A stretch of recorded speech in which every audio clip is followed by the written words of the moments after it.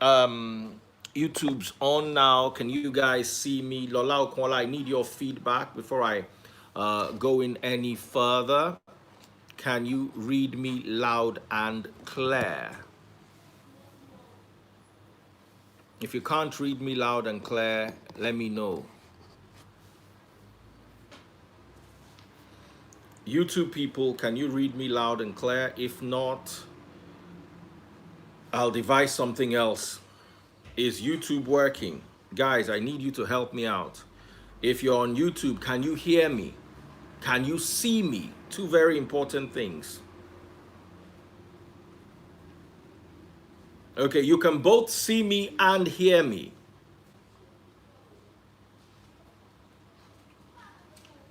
Okay, everybody, every one of you, just let me see. I can see you and I can hear you. Let me just get that verification so I don't waste my time. Yesterday, we lost a lot.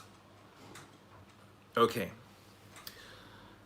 Hi guys, I'm Daddy Freeze, convener of the Free the Sheeple movement and leader of the Free Nation in Christ. I greet you and I bring glad tidings.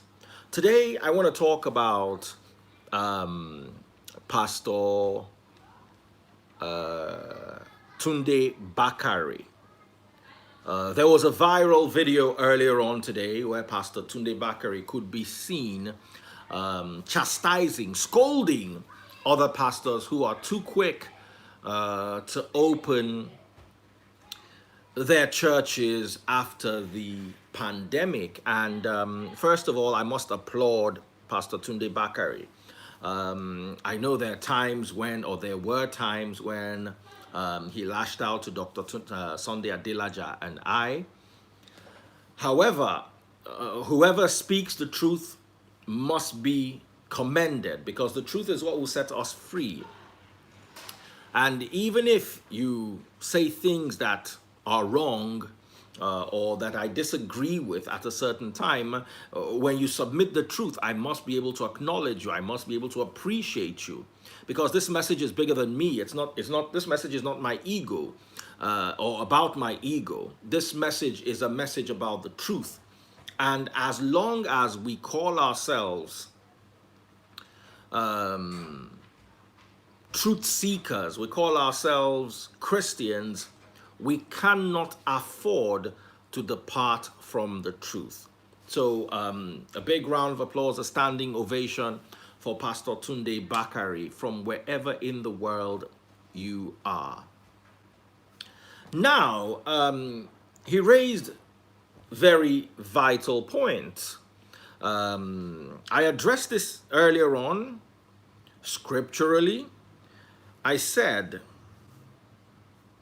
in the new covenant, we're clearly told that God doesn't live in buildings built by human hands.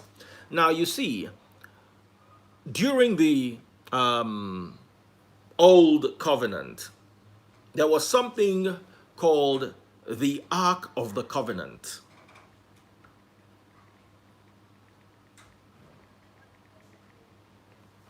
I'm just going to give you some very quick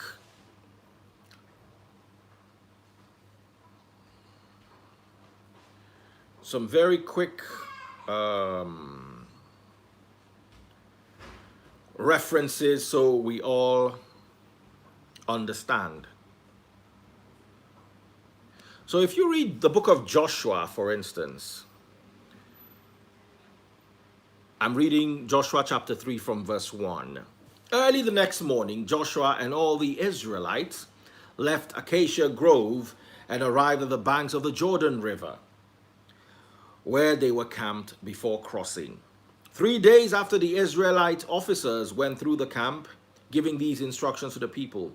When you see the Levitical priests carrying the Ark of the Covenant of the Lord, your God, move out from your position and follow them. Since you have never traveled this far before, they will guide you. Stay about half a mile behind them, keeping a clear distance between you and the ark. Make sure you don't come any closer. Then Joshua told the people, purify yourselves for tomorrow. The Lord will do great wonders among you. So, the Ark of the Covenant was like the presence of God on the earth. And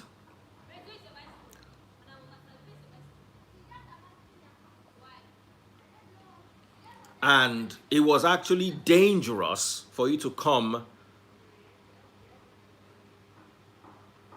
I want to give you some more references. Just hang on a second.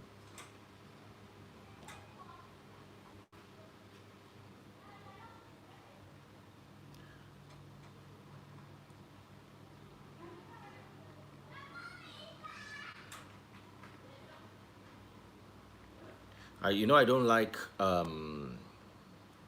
teaching without giving proper biblical depth. So 2 Samuel chapter 6. I want to also read from verse 1 so you understand. Then David again gathered all the elite troops in Israel, 30,000 in all. He led them to Bela of Judah to bring back the Ark of God, which bears the name of the Lord of heaven's armies. So the name of the Lord was borne by the ark.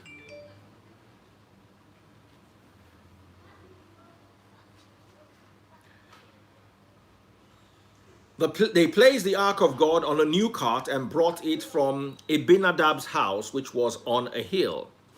Uzzah and Ahio, Abinadab's sons, were guiding the cart that carried the Ark of God.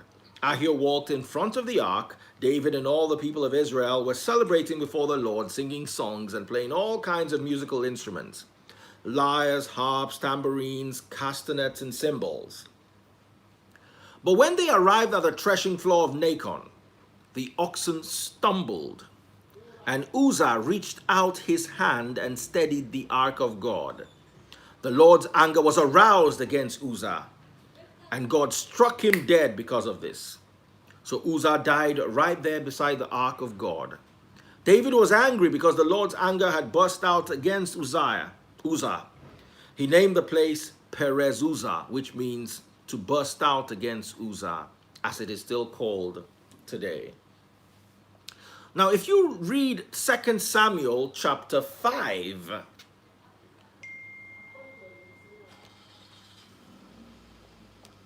Second Samuel chapter 5.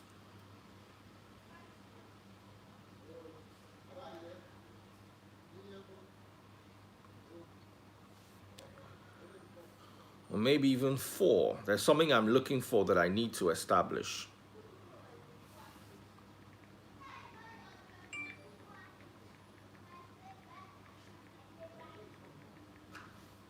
I think I'll get a better reference from 1 Samuel chapter 5. I think that's even better. And once again, I'll read from verse 1. I need you guys to understand where we're going. After the Philistines captured the Ark of God, they took it from the battleground at Ebenezer to the town of Ashdod. They carried the Ark of God into the temple of Dagon and placed it beside an idol of Dagon. But when the citizens of Ashdod went to see the next morning, Dagon had fallen with his face to the ground in front of the Ark of God. So they took Dagon and put him in his place again, but the next morning the same thing happened. Dagon had fallen down before the Ark of the Lord again. Now, a lot of you don't know who Dagon or Dagon is. I hate to break your heart, but you know those clergy people that wear a hat that looks like an open fish mouth? When I tell you a lot of Christianity came from paganism, you know that hat that has an open mouth? I don't want to mention which, because I'm not going against anybody. I'm just trying to show you the light. You know that some bishops wear it, and then it just looks like a fish mouth. When you see a hat that looks like a fish mouth, that came from Dagon. But anyway, that's besides the point. So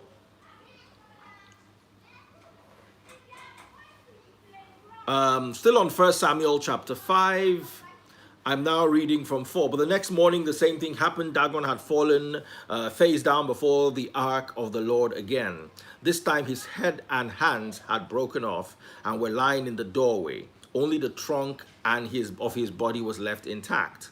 That is why to this day neither the priest of Dagon nor anyone who enters the temple of Dagon in Ashdod will step on its threshold. When the Lord's heavy hand struck, the Lord's heavy hand struck the people of Ashdod and the nearby villages with a plague of tumors. When the people realized what was happening, they cried, "We can't keep the ark of the God of Israel here any longer. He is against us. We'll all be destroyed with Dagon our God." So they called together the rulers of the Philistine towns and asked, "Why should we go? What should we do with the ark of the God of Israel?" And the rulers discussed and says, "Move it to the town of Gath." So they moved the ark of God of Israel to Gath. But when the ark arrived at Gath, the Lord's hand fell heavy on its men, young and old. He struck them with a plague of tumors, and there was great panic. So they sent the ark of God to the town of Aeron, but when it came to Aeron, people saw it, they cried, "They are bringing the ark of God of Israel here to kill us too." The people summoned the Philistines' rulers again and begged them, "Please send the ark of God back to its own country, or it will kill us all." For the deadly plague from God had already begun, and great fear was sweeping across the town. Those who didn't die were afflicted with tumors, and the cry from the town rose up to heaven. So I think this gives you a bit of a background on God's ark. Now, the ark of the Lord remained in Philistine territory 7 months in all. Then the Philistines called in their priests and diviners and asked them, "What should we do with the ark of the Lord? Tell us how to return it to its country." So, "Send the ark of God of Israel back with a gift," they were told.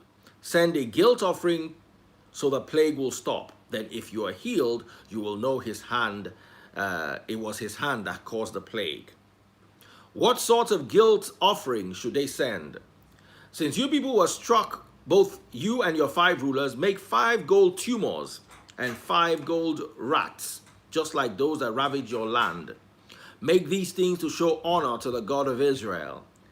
Perhaps he will stop afflicting you, your gods, and your land. Don't be stubborn and rebellious as Pharaoh and the Egyptians were. By the time God had finished with them, they were eager to let Israel go." So, this is how powerful the Ark of the Covenant was. You couldn't walk beside it. You had to walk half a mile. And there was a clear warning that you can't come close. The ark was behind a donkey who stumbled and fell. And Uzzah reached out to steady the ark. Guess what? He was struck dead. So the ark of God was very powerful. And even the priests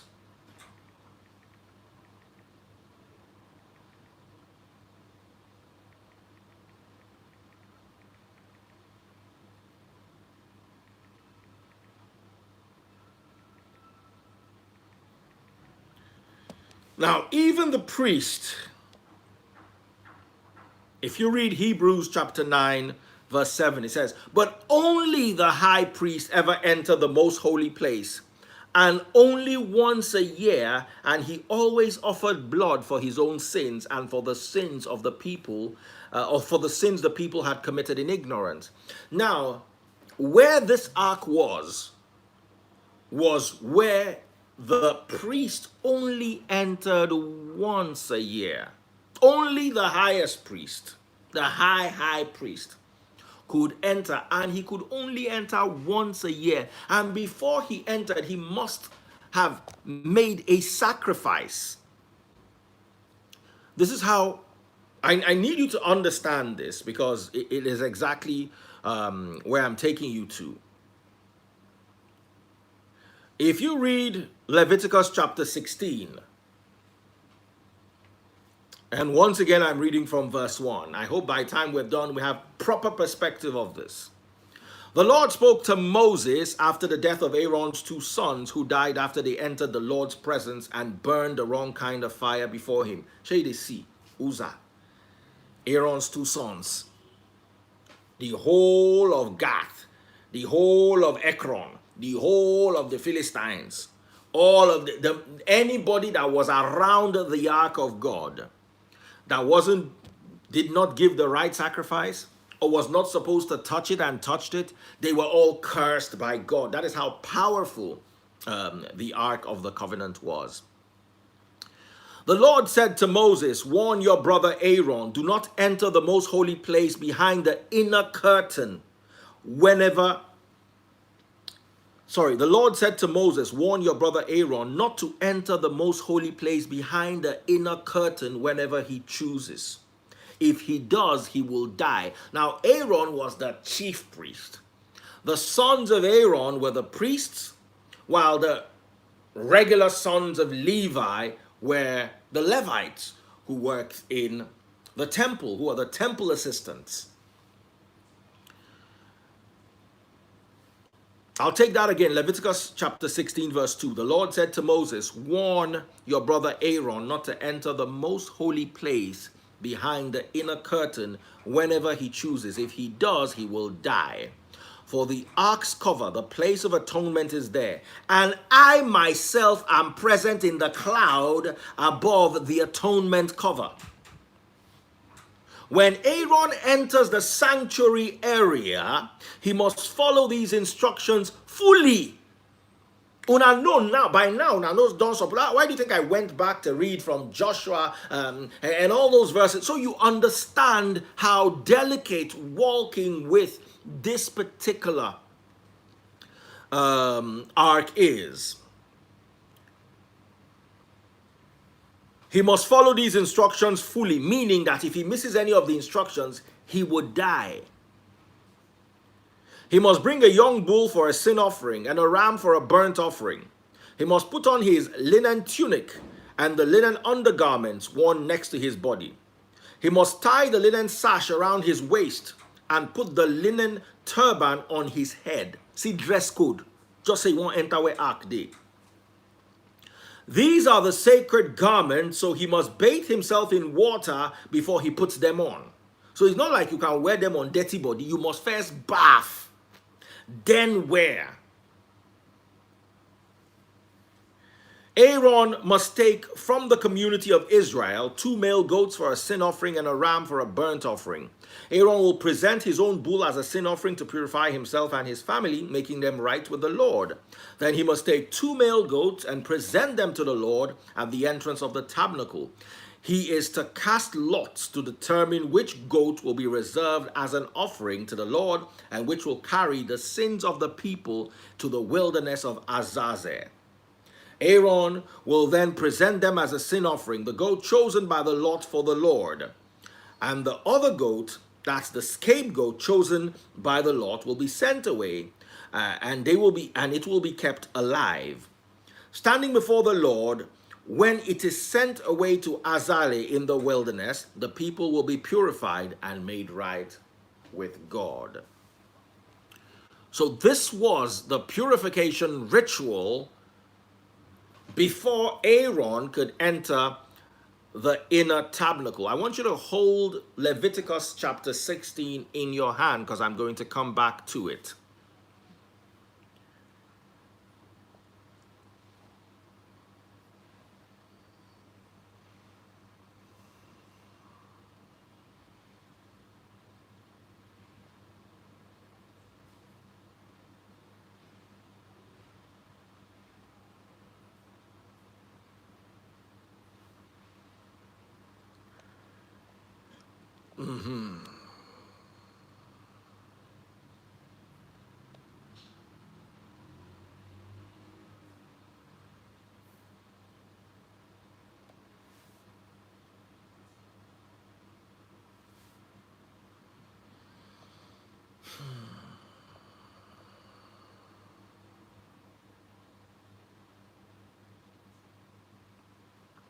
I want you to also hold on to Revelation chapter 11. So Leviticus 16, Revelation 11. Let me just... Sorry, the scriptures are coming to my mind as I'm working. So as they're being ministered to me, I'm writing all of them down, and just because there's somewhere I'm going now. Okay. Now, sorry, let's go back again to Leviticus 16. There's something I wanted to show you. I want this to be fresh in your memory. Leviticus chapter 16, verse 2. And you're all going to recite this to me.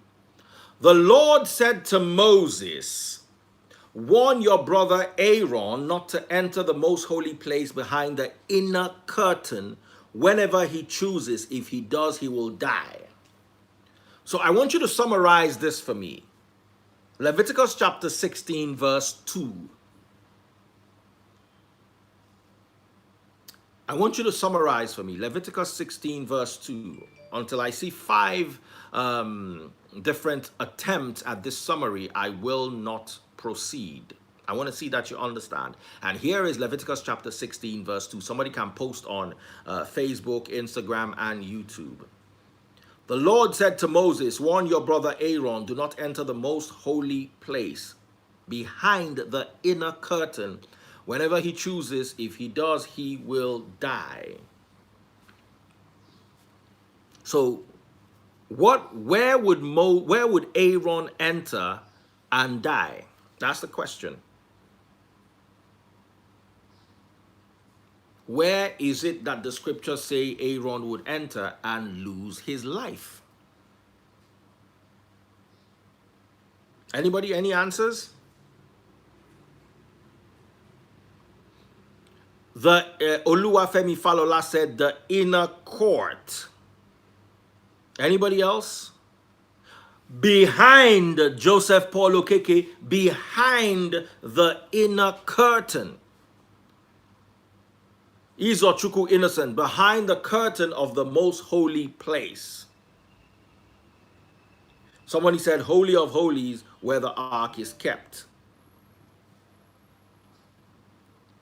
Okay, so I'll read it again for you just so you understand this and keep it to memory. The Lord said to Moses, warn your brother Aaron not to enter the most holy place behind the inner curtain. Whenever he chooses, he will die. For the ark's cover, the place of atonement, is there. And I myself am present in the cloud above the cover. So God was present there. Behind the curtain, you can't just go there. Because God himself was present there. Leviticus chapter 16 verse 2. I need you to understand this, because if you don't understand this, we can't go further.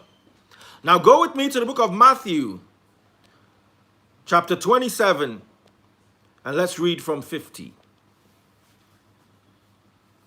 Matthew chapter 27 and I'm reading from verse 50. I'm reading the New Living Translation.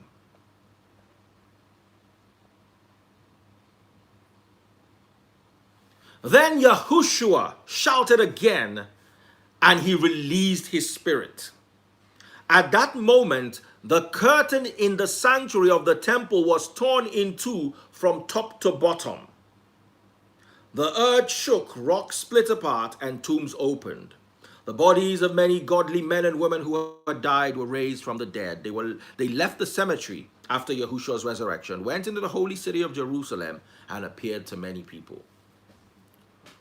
So I want to ask you a question. What curtain tore when Christ died, or when Yahushua became Christ and the veil was torn in Matthew chapter 27? What veil was torn? I need your answers so I can see that you're paying attention, so you understand this. What veil was torn? The curtain in the sanctuary. What curtain? Simply Vic, God bless you. The inner curtain. Now I want to ask you, is this curtain that was torn the same curtain from Leviticus chapter 16 verse 1 that I read? Is this the same curtain that God gave Moses an instruction for Aaron? Is it the same one, or there was another one? I need your answers. Is it the same one, or there's another one? Simply Vicar said yes. Who agrees? John Paul Okeke, yes. The same. Vivian Onye Rono, yes.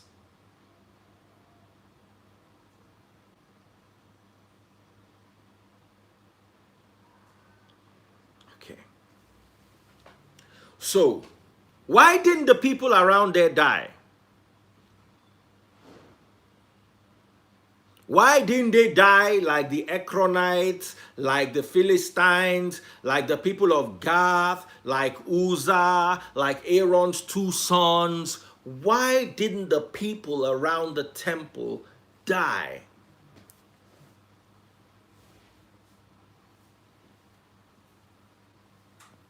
Why?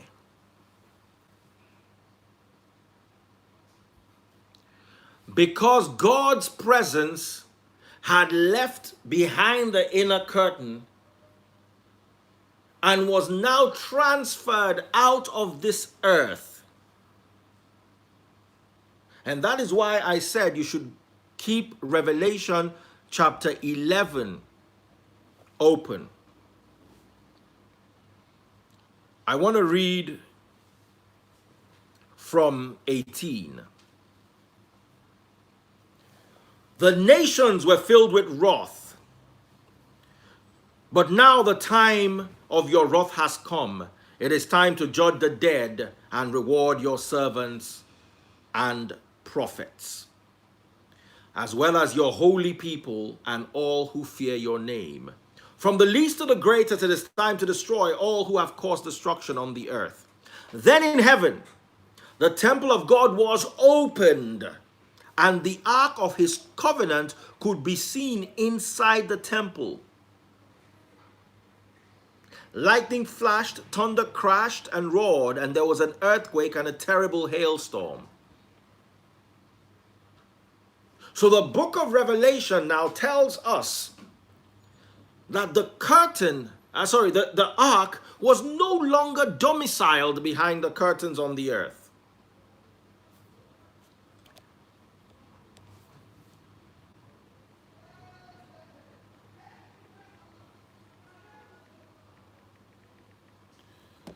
I want to get you something else.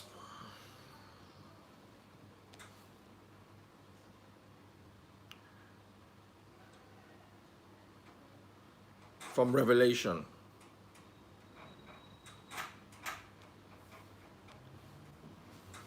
You know, the book of Revelation ends in chapter 22. Now in chapter 21. Then I saw a new heaven and a new earth. So what even operated in the old heaven? Because what he saw in 11 was the old heaven. Now he has now seen a new heaven and a new earth.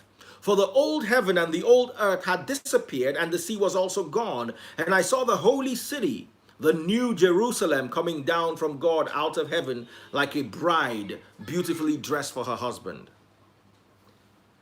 Then if you jump to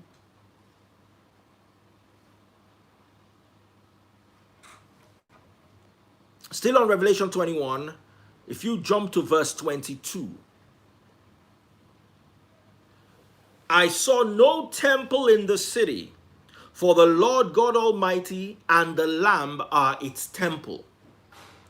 So first stage is we're going to a heaven where the temple and the ark is present in heaven. But that's not even our destination. The final heaven, the new heaven, is where God and Christ are the temple. I just want you to have a background of this. Now go with me to the book of Acts chapter 7. This was just before Stephen was martyred. Acts chapter 4, verse 7. Sorry, Acts chapter 7, verse 44. I beg your pardon. I'm thinking of reading from 42 actually, but let me open it up and see.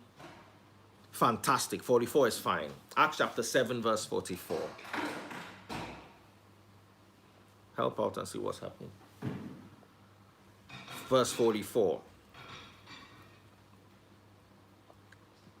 Our ancestors carried a tabernacle with them through the wilderness. It was constructed according to the plan God had shown Moses.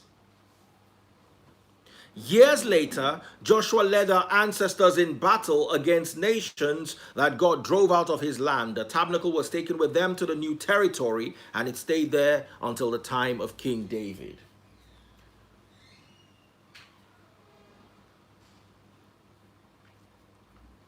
Are you understanding this? Now,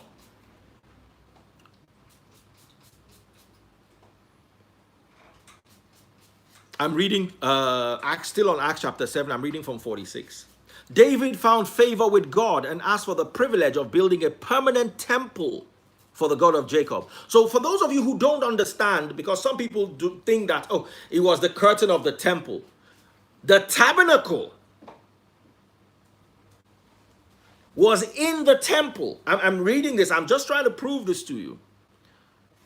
But it was Solomon who, let me read this again. Acts 7:46. David found favor with God and asked for the privilege of building a permanent temple for the God of Jacob. But it was Solomon who actually built it.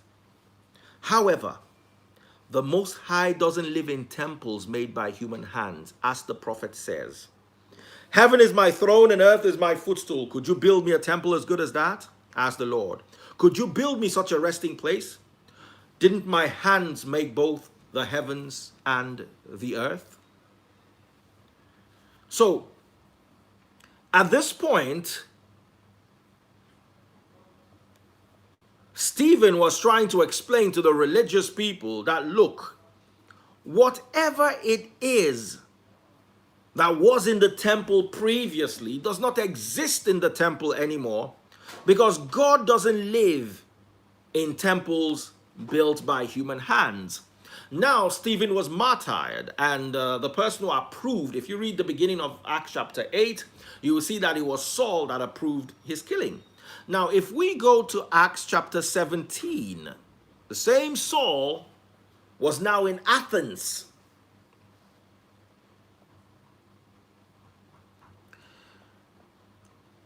So if you read 22,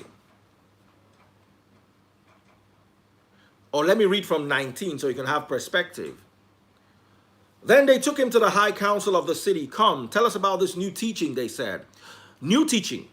Why? Because it's totally different from whatever else existed. Come, tell us about this new teaching, they said. You are saying some rather strange things that we want to know what is all about. It should be explained that all the Athenians, as well as foreigners in Athens, seem to spend all their times discussing the latest ideas.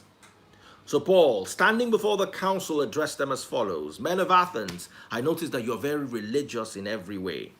For as I was walking along, I saw your many shrines, and on one of your altars had this inscription, to an unknown God. This God, whom you worship in ignorance, is the one I'm here to tell you about. He is the God who made the world and everything in it. Since he is the Lord of heaven and the earth, he doesn't live in man-made temples. And if you continue, it says, and human hands can't serve his needs, for he has no needs. He himself gives life and breath to everything and satisfies every need.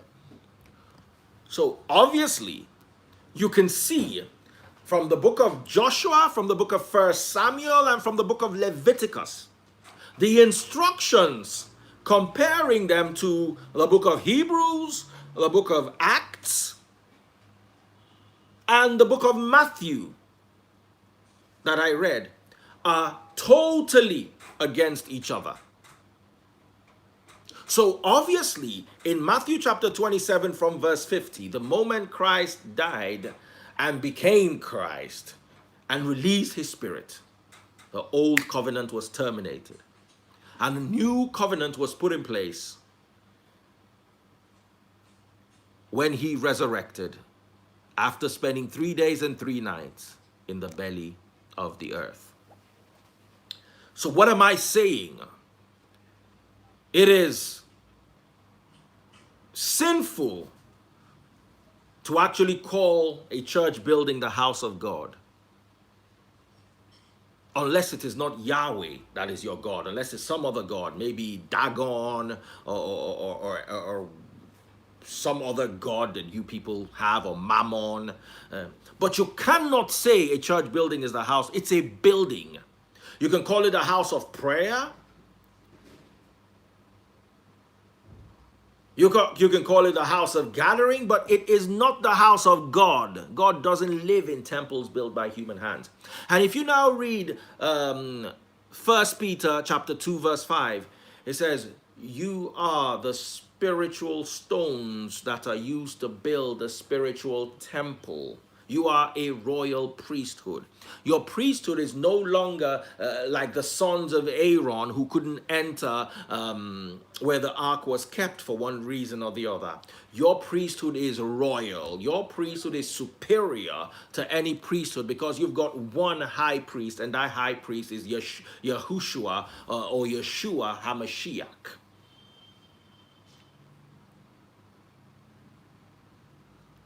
So, I'm 100% with Pastor Tunde Bakare. There's nothing wrong in having a building. But you see, the problem with the building is the moment you start building buildings, you will never have enough. You will build one building after the other. You will move from one permanent site. I was telling one guy, I said, we have built our permanent site. I said, no, it's a temporary site. Very soon you get more members and you build another permanent site. Permanent is supposed to be eternal, permanent. But how can you have a permanent site when you are going to still build another permanent site? If it makes sense to you, it doesn't make sense to me. So there's nothing wrong in building a church building. But the problem is, just like when technology comes around, some things become archaic. I remember when I was growing up, we used to have things called telexes. Have you ever heard of a telex? Have you ever heard of a telegram? Who has ever heard of a telegram before? Telegram. You've heard of a telegram. You've seen it? Have you ever seen fax machine? Fax machine was our time. Telegram was our parents' time.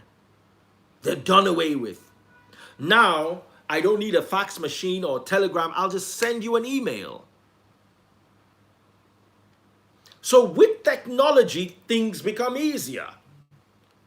During Christ's time, traveling was by donkey, horse, or mule, or camel, or walking. Today, you can literally go from one part of the world to another part of the world within 6 hours.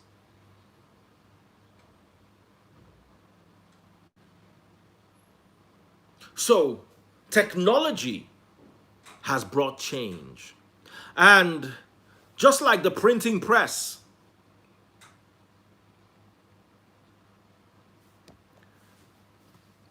that was a brainchild of a goldsmith called Johannes Gutenberg, a German goldsmith and inventor.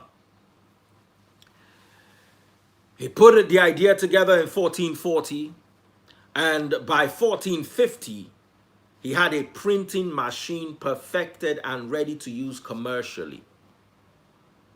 And that changed the world. Because before that, there were few copies of Bibles. The Bible was not something you see in everybody's house. No. How do you get a Bible? Do you get a scholar to write a Bible for each household? It's impossible. There were some churches, some priests had never even seen a Bible before in their entire lives.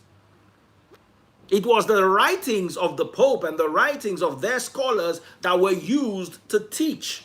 Because many had never seen, they just heard of it. If they heard and seen, they'd not read through it. And all the Bibles that were available then were in Latin. So you had to first understand Latin, and then you had to be a priest before you could have access to the Bible. Then good people like John Huss, John Wycliffe, I'm trying to remember all of them, all the people who died trying to make sure that the Martin Luther, they all tried to make sure that that Bible was in everybody's hand, so you will not be duped, you will not be manipulated. William Tyndale, God bless you. So, with the advent of the printing press in 1450, it was now easy for people to begin printing Bibles and letting the pamphlets get to everybody. Look, this is what the Bible actually said. Don't listen to those people. This is what it said. If not for the revolution, the printing revolution, the printing press, that this wonderful goldsmith called Gutenberg introduced in 1450, we will still be backwards today. And in 2020, we have a viable internet. We're aiming for 5G. And we still think that it is necessary for people to gather in physical buildings. I think the only reason, forgive me, that anyone insists on gathering people in a physical building is exploitation. I've been working for the last 4 months and I've never set foot in my office. I've been running a church for the last 3 years and we've never had a physical building. Technology has permitted what my father couldn't have done, what my grandfather couldn't have done, what King James couldn't do, technology has permitted me to do. So I find it manipulative, I find it exploitative that anyone in 2020 should insist. And I'm going to break this with the final book of Revelation. Revelation chapter 22. Go there with me.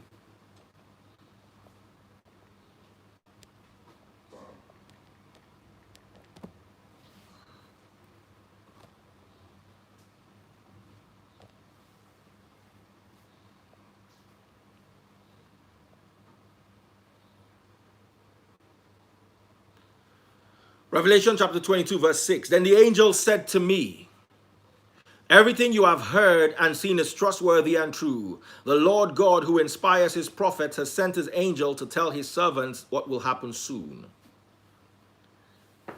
Then here's the voice of Christ. Look, I am coming soon. Blessed are those who obey the words of prophecy written in this book. I, John, am the one who heard and saw all these things. And when I heard and saw them, I fell to the ground at the feet of the angel who showed them to me. I want to ask you, was this physical? Christ is speaking to John in Revelation 22 verse 12. Even as far back, there were revelations that were not physical.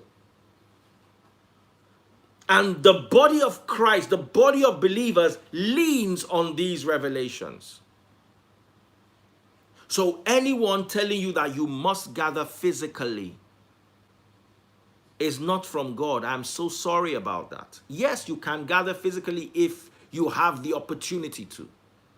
But if you can work from home, if you can bank from home, if you can shop from home, if you can be entertained from home, if you can log into a concert from home, there's no reason for you not to be able to pray from home, when even Christ himself said the best prayers are when you lock yourself in your room and pray between you and your God. So what is it that you must go to that building to do? And the answer is nothing. It's just exploitation. I was driving past one of the biggest churches right here in Lekki, around the Kate, with taste buds. And taste buds was like, wow, look at this great building. Meanwhile, they're advertising online concerts. As in, you don't know how big this church is. I'm sure if you were on the moon, you'll be able to see it from the moon. That's how big this church is. And guess what? The whole temple, the whole building's closed. And they're advertising an online concert. That is just to show you that old model is dead. I remember when I was growing up, I believe the Mercedes Vboots, I don't know who I was talking about Vboots to. Was it you? I was talking. The Mercedes Vboot was the baddest car. If you remember the late 80s and the early 90s, the Mercedes Vboot. And I believed that I was going to be a rich man who was going to own a Mercedes Vboot. I saw myself old driving a Vboot. Stop laughing at me. I saw myself, no, not Vboot 190, Shukwa, you young. 190 na baby Benz, na in turn to C class. Vboots na in turn to E class. I dey look for people wey be my age, wey go sabi Vboots. People no be 190, 190 no be 230. And guess what? There was one day I was daydreaming about, being a successful doctor, because my parents had filled my head with all sorts of kata that suggested that I was going to be a doctor. And there was one day I was daydreaming and I was wondering, this is my Vboot. I just saw my house and my Vboot was parked inside. And I felt, padded Vboot. And I felt that, this is my Vboot. What if the engine spoils? I will buy spare engine and keep in my store. So I literally thought of a store that will have a Vboot spare engine waiting for any time the old engine finishes. Like that Vboot was just going, I was just going to drive it till I died.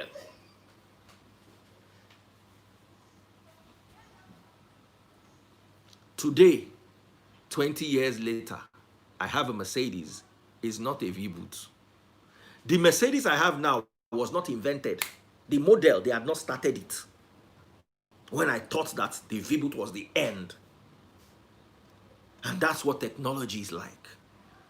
Where you are, you think this is where it's going to end. You're only just beginning. So if you hold on too tightly to this model, this Vboot, that you are holding on to, we must bring people to the church, it's going to die anyway. It's a dead, on arrival ideology that people must enter bus from Lekki to Otta before they can pray, is dead. What you are watching is what I call a flaming out star. Let me break this down to you. If the light of the sun takes 8 minutes to get to the earth, meaning each photon, because a particle of light is a photon, so each photon leaving the sun takes 8 minutes to travel to the earth. Now there are stars that are so far away, many light years to get to the earth. And you know the funny thing about those stars? If they explode, you will still see those stars and they will still give you light for another 100 years. Before you now finally see the explosion of a dead star that died 100 years ago. You're seeing the crowds trooping into the dead star. And it looks like it's giving them light. Oh, somebody, I need to wake you up. You're seeing the buildings packed full. You're seeing their concerts packed full. It's a dead, flaming out star. It died a few years ago, but you can still see it. Just like you'll see the stars, because it's taking a lot of time for the photons to get to you where you are. I want to inform you that the model that makes a building necessary cannot survive the next 5 years. So my advice to my brothers and sisters who are preaching the word of God is stop building temples, or build moderate temples, because you're not going to be able to run the 100,000-seater stadiums that you're building in Aeron. And when push comes to shove, you're going to turn them to nightclubs. You're going to say, Daddy Freeze, just mark this message down. You're going to turn them to viable parties, and nightclubs are always going to be a fun thing for your children and your children's children. And all those big buildings they're building everywhere wastefully are going to turn to nightclubs. They're going to turn to banks. They're going to turn to discos. They're going to turn to factories, which was what they originally were intended for. They weren't built for God, because the scriptures are clear. God doesn't live in houses built by human hands, and human hands don't serve him. God bless Pastor Tunde Bakare for this wonderful message, and God bless you all as you wake up from your slumber. I'm Daddy Freeze, convener of the Free the Sheeple movement and leader of the Free Nation in Christ. I greet you and I bring glad tidings.